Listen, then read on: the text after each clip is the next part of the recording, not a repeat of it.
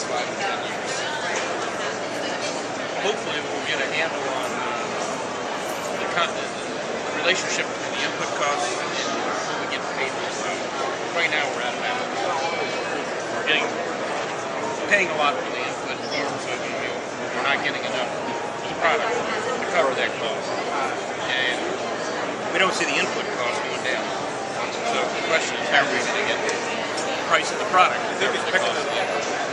That's going to be the result. And then for graduates in poultry science, what are some of the best opportunities you think in the industry for them right now to graduate? Well, I think the industry continues to expand, and I think that the opportunities in the sales end of the business, it's an expanding part, because in the old days you bought your food at a grocery store or restaurant, but now it's becoming drugstores are selling food. There's kiosks on ski slopes selling you a hot dog. I mean, food is being bought everywhere. So the challenge is trying to capture those consumers. So the sales side is certainly exciting. On the operations side, it's going to be, I think, adapting automation. Because I think we've got to continue to reduce our costs. And that's the one way we can do it. We're still fairly heavy labor intensive, and if we're going to compete with South America, we're going to compete with China, we're going to be bringing products into the U.S. We've got to be more competitive. So those will be, I think, two big areas that certainly we can use help. So you think we can do a job? Absolutely. The next 5 years, I think what we'll see is a period of relatively high grain prices, particularly this year. So this is going to be a tough year for grain prices. So I think in the next 5 years, we're going to be concerned with feed conversion and tightening up on efficiency in the poultry industry.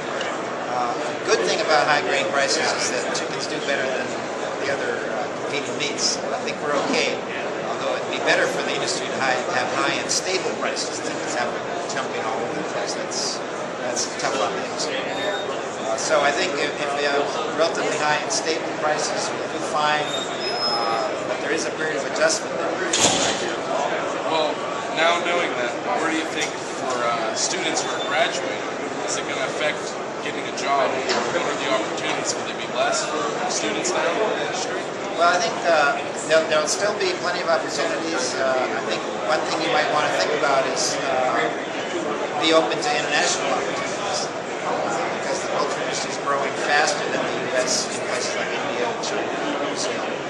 So be open to the possibility of traveling, working outside the United States, even if you live in the United States. And you can see at this show, there's thousands of people like myself that travel all the time. And so I think that's probably an area where you find lots of job opportunities.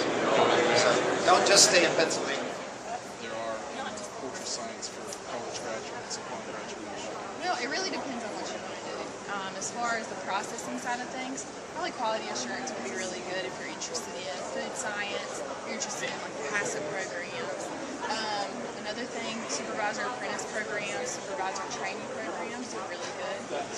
They kind of guide you into the management role, which leadership is always good. It's something that everyone strives for in life, whether you want to do it in an office setting or in a processing setting. Those are your most common things that college graduates usually move into, and the most best on their pocket, the most prosperous things, where you learn the most and have the most opportunity.